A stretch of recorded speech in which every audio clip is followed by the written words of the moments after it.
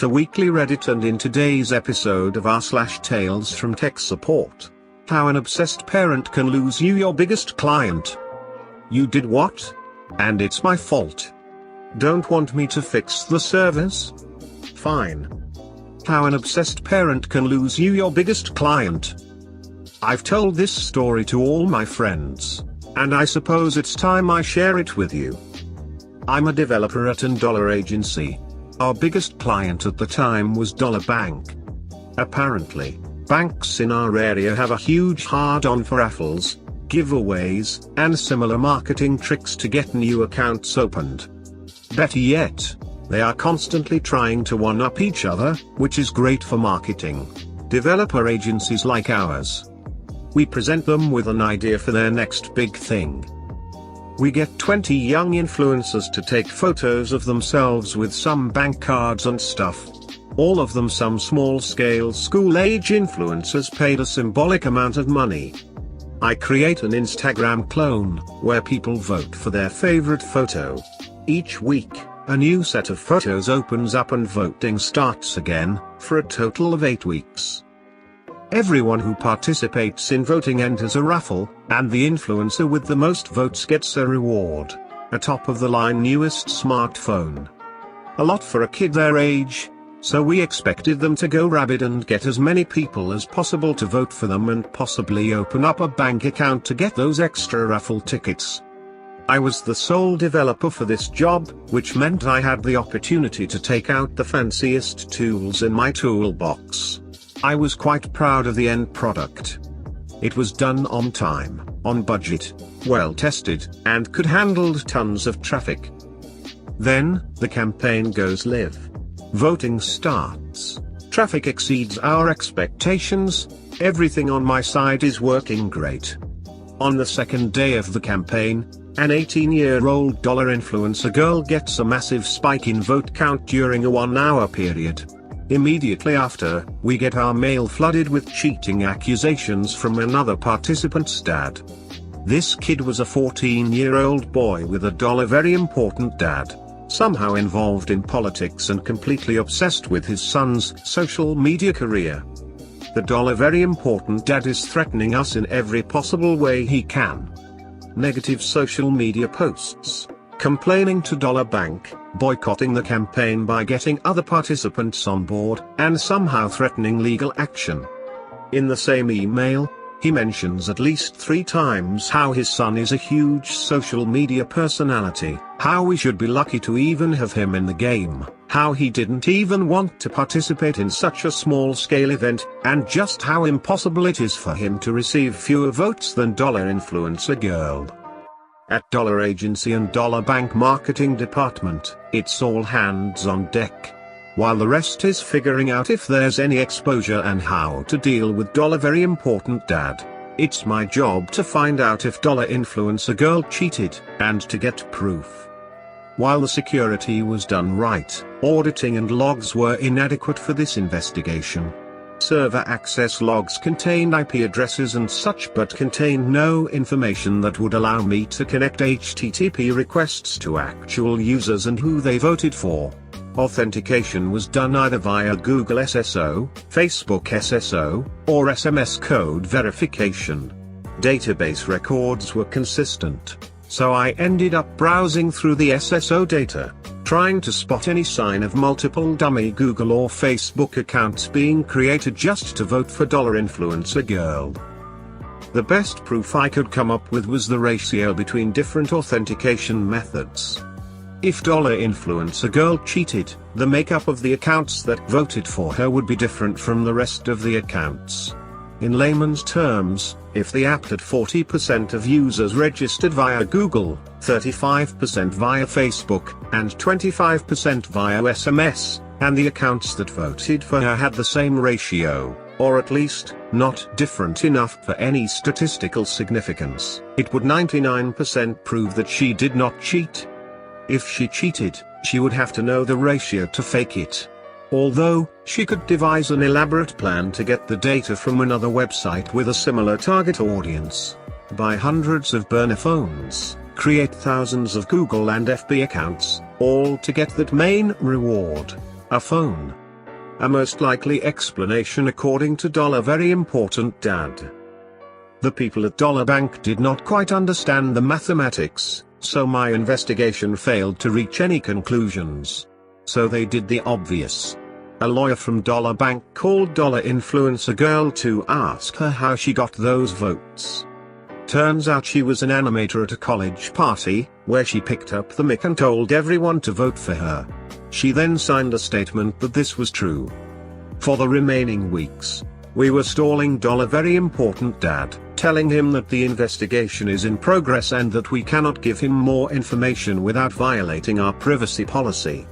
Meanwhile, he had his friends post conspiracy theories on social media and other weird comments on Dollar Bank and Dollar Agency pages. In the end, the campaign exceeded all KPIs, some by a factor of 10, and would be considered a massive success, were it not for the accusations of cheating. It put a strain on our relationship with the Dollar Bank and we received no future projects like this from them. Eventually, they pulled all their work. You did what? And it's my fault. Recently made a comment about this and I wanted to flesh it out into a story format and keep the back and forth convos to a minimum this time around. Any names are fake or redacted. Cast. Me. Third-party customer tech. Tom, underling that I outranked by 6 months. Prologue and backstory. I worked for a cloud filing cabinet and almost everyone who knew anything had quit the customer team, leaving me with less than 1 year experience in a lead role without lead pay. The company is very sink or swim with years of documentation and programs that are documented down to 1,000 separate errors that can take anywhere from 8 hours to 1 month to resolve and install. Tom has been working on an install for 3 weeks and nearly had it done after 2 weeks of effort. Just to find out that the particular install he was following along was for a defunct customer with the same name, which forced him to restart. All the while he has to have a team viewer session through a Zoom call due to security requirements by the customer's third-party IT. He worked for another week and only needed to fix some janky ODBCs and the job was done. When the unthinkable happened. Day 1. I'm in the middle of trying to figure out a janked configuration that is causing CEO billing documents to go through the lower peon workflows for approval when Tom comes up to my desk, huffing and puffing with anger and literal tears rolling down his cheeks. I list off 6 or 8 reasons, people that could have caused such a reaction. I'm pretty much the only person that deals with those problems due to my cynical nature that mostly made me numb to the pain. It's gone. No. No. What do you mean it's gone, Tom? They deleted program? No. They nuked the computer, man. I get the rundown on what has done. Has been very rude for the past 3 weeks. Undoing some of Tom's work. Making Tom connect through 2 remote connections, slowing everything to a crawl. Refusing to relinquish control of the computer to Tom. Actively crap-talking Tom as he fixes a horribly complex billing program for a large company that can't pay its people. Upon getting everything set up and connected, Tom found that he no longer had any of his install files available. None of his saved configurations are available and the legacy coding is gone. He starts to freak out when just drops that the computer he'd been working on got scrapped as part of routine upgrades. Fun fact. This particular version of billing system only works on Windows 7. Bonus, that was the last Windows 7 machine in the company. But I, nor Tom, know either of these facts yet. Being the brash, bold leader that I am, I tell Tom to go whine to the account managers to get $1 off the case and explain what's going down. 1 hour later. Ding, a new ticket is in your queue. Damn. Summoned by Satan himself, I find the account manager standing by my desk with a very sorry looking face and an unopened can of caffeine in his hand. Hey Absinthe. No. Come on. No. Boss, do it. Me, $.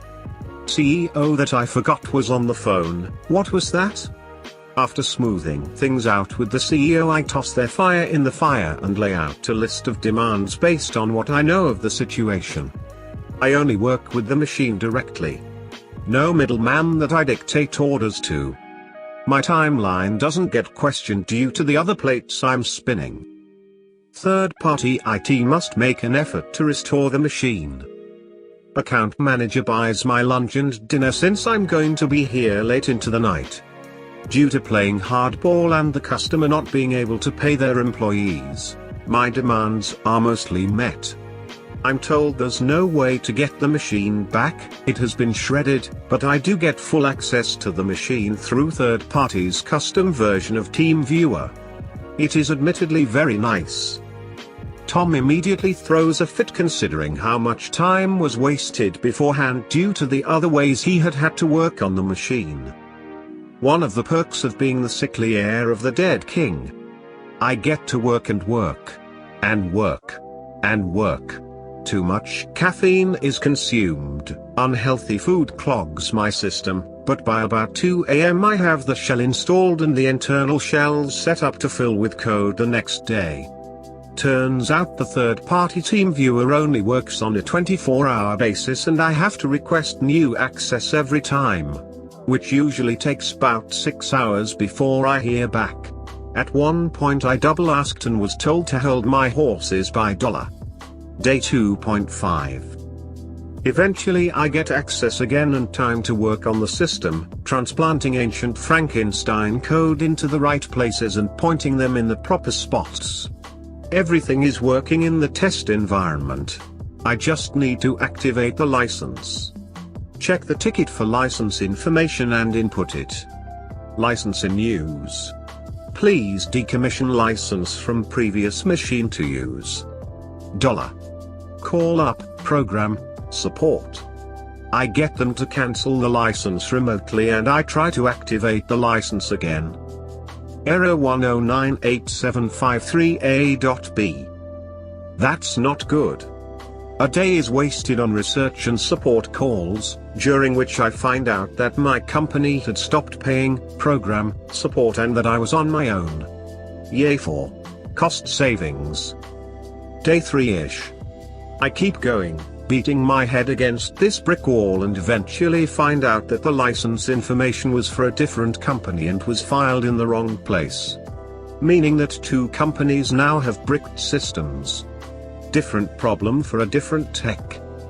In doing this, I'm being a terrible person and calling program support as if I'm working on one of the other customers that still has actively paid for program support.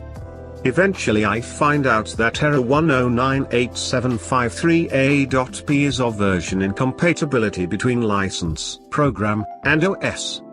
I beg and plead with program support to help me find a way get this system working, and Thera being total brothers turns out there's an automated upgrade in version XXXAC which we are licensed to use and company has version XXXAA which can upgrade without breaking. Everything looks up until I get a call from higher up in their program billing department that had been tracking my calls and license requests. They kiboshed my dreams and said that the back pay for support had to be paid to get this upgrade. $20,000. I work with our accountant to purchase a new license for program so that we don't have to deal with the back pay of unpaid support. And the request gets denied due to, bill dodging. Unless my company shelled out $20,000 we were unable to get the upgraded license. Meanwhile, as I'm scheming and being a dirty birdie to try and save this customer's business, it turns out that both the third-party IT and the customer had gotten mad that I couldn't pull literal magic out of their computers. Day 4. Probably too much caffeine. Pulled together every email address that he could, including my CEO, the customer's CEO, the head of IT, my boss, the account manager and a group of people that I didn't know and I assumed were his bosses. Absinth has been working on this system for a whole month and it hasn't gotten fixed. This is unacceptable for tech support. I saw red. I think I scared my co-workers as I picked up my monitor and shook it.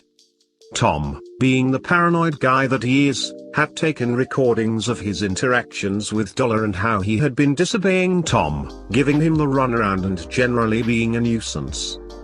Tom gladly sent me a copy that I put into Dropbox and shared the link with everyone on that chain. Added was an explanation that this had almost been done at the 3-week mark when the machine suddenly went missing. And that a lot of that 3 weeks was Dollar not responding to emails and then enforcing horrible connection processes that slowed us down further. That proper documentation of the machine and its code had never been stored by the third party that was decommissioning machines that were active projects. And that further research had shown that decommissioning the Windows 7 machine invalidated the license and made it impossible to install without a $20,000 fee being paid to program company. I never got a response from that email chain. I was immediately taken off of the ticket, and I never heard from Dollar again. What ended up happening was that the account manager convinced the customer to instead spend the $20,000 on implementing a custom solution to get them up and running.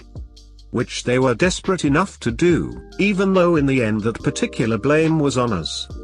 So far as I know, the customer is still running on a much easier to support system that doesn't involve a third-party program that is an absolute dollar to install. Edit, fixing up the bullet points. Thanks you, Barabary. Don't want me to fix the servers? Fine.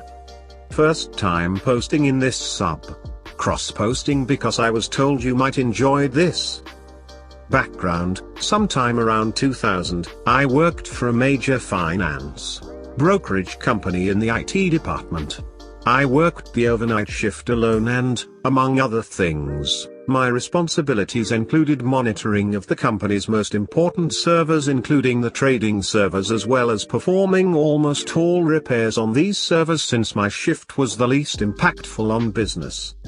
These servers were how every trade from every broker worldwide was processed on behalf of clients. We had 8 servers all behind a load director. For those non-IT people, think traffic at an intersection with a cop letting vehicles know which way they can go. At the time, I reported directly to one of the assistant vice presidents for IT. Cast is simply me, Dawn AVP and Kathy VP. So at some point doing my job, I begin to notice issues with our trading servers. I determine the cause, come up with the plan to repair the failing parts. On the first night of the week, I will take down 2 servers, repair them, bring them back up, and put them back behind the load director. I will repeat this for the next 3 nights, allowing all 8 servers to be repaired with minimal impact, and have the last night of the week in case anything goes the way of the toilet. Understand that while I had authority to do this with just about any of the other 1000 plus servers the company had, I could not touch these without the Dawn's approval. So I send an email to the Dawn detailing the problem, the parts I needed to order, the plan, etc. All I needed from her was a response that said, approved, and I would have everything completed within 2 weeks. Also note that I had red receipts turned on for all my emails. As you can probably guess, I heard nothing back. 2 weeks later I follow up with another email reminding her of the issue and including all the documentation I had sent with the first one. Nothing. Another 2 weeks go by and I send a second follow-up email noting that this isn't a question of if these machines will fail but only a matter of when. Crickets. Another 2 weeks go by. It is now about noon on Friday and I am home having just begun my weekend. I get a call that goes something like this. Me. Hello. Kathy, is this MorpheusJay? Me. Yes. Kathy, this is Kathy. Me. Who? When I am off the clock, that part of brain turns off. Lol. Kathy, it's Kathy. Your boss. Me. OHH. Hey Kathy. What's? Oh, this cannot be good. I am now realizing that my boss's boss is calling me at my house and that all the excrement must have followed an upward trajectory towards the device circulating air. Kathy, all the trading servers have crashed. We need everyone on hand. Me, I'll be there in 20 minutes. It was usually a 35-minute drive. Basically, one server crashed and the load from that server was transferred to the remaining 7, which caused number 2 to fail under the increased load. Rinse and repeat for all 8 servers. I arrived at work to find the entire team is there with 8 brand new servers ready to be built. We get everything built, locked down, restored from latest backups, and online again by 6 p.m., then home for the weekend. I get to work Sunday night, my Monday, and the first thing I do is print out emails and those oh so precious read receipts. I place them in a nice folder on the corner of my desk. At 7 a.m. Monday morning, end of my shift, Kathy walks into my office and asks me to join her in her office. I say sure and grab the folder and follow her. When we get to her office, present are me, Kathy, Dawn and a lady from HR. Kathy, so, MorpheusJay, I understand from Dawn that it is your job to monitor the trading servers. Can you tell me what happened? Me, sure. Opens folder. As you can see from this email dated _/_/_, highlighted for your convenience, I notified Dawn of the problem and requested approval to go ahead with the fix. Here. Opens folder again, is the read receipt showing she read it the following morning at _AM, again, highlighted for your convenience. Rinse and repeat for the other emails. Kathy, okay. Thank you, MorpheusJay. Have a good night. We'll see you tomorrow morning. Fallout. The company lost a stupid amount of money making good on every single trade that didn't happen due to the crash. I came back to work that night to find out from the team that Dawn was gone. I never told them the details.